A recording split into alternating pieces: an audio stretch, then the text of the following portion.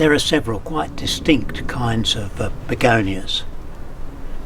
Perhaps the most commonly seen are the fibrous rooted Begonia semperflorens used for bedding, rather like this. Although this is an exceptional kind. This is Begonia big, and it's a fibrous rooted kind which makes a very big plant. If you lift it indoors before winter frost, it will continue to grow and flower right through the winter, as this one has done.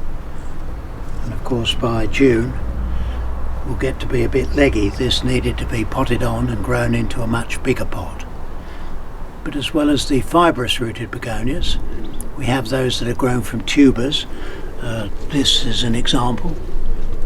This is one of the Sweet Spice series, Begonia Sweet Spice Bounty, and it's called Sweet Spice because it has some fragrance, makes a very good hanging basket plant. And whilst most of the plants sold to us are micro propagated, that's like taking a tiny cutting in the laboratory, but then once established and grown like this, there'll be a really good corm that I can save at the end of the year and plant next year. Much the same with this. Now we're seeing a whole range of cultivars bred from Boliviensis, a wild species found in Bolivia, and this is a variety called Santa Cruz.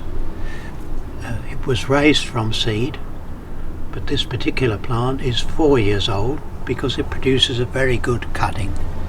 If I put this down for a minute, as well as raising from seed and buying from seedlings, if you go down and pull off a cutting from the base, something like that, especially if it's got a little bit of the old hardish sort of corm at the base, that will root. You put that into a pot with some potting compost, nice and damp, bit of perlite.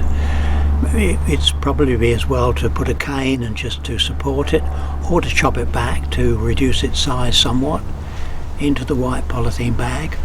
This will root, and if you do it early enough in the year, particularly with the oldish piece at the base, that will form a small tuber, and in 3 or 4 years you'll have a plant this kind of size. We also have the Ryker Begonias, of which this is a good example, and they're sold year round as house plants. They flower pretty well non-stop. They're vegetatively propagated, but you don't do those from cuttings. You look for a fairly mature leaf and you just snap that off, and then you pot that piece of stem up much as you would an African violet to propagate that, and again kept moist, covered in polythene. This will form roots and another little plant, which is exactly what happened to this specimen 12 months ago. From one leaf, a completely new plant. So we can grow them from seed, from corms, and from cuttings. They love semi-shade, will take full sun as this one is doing, but if you've got a position that's a bit sheltered from midday hot sun, then the begonias will love that. They are wonderful plants.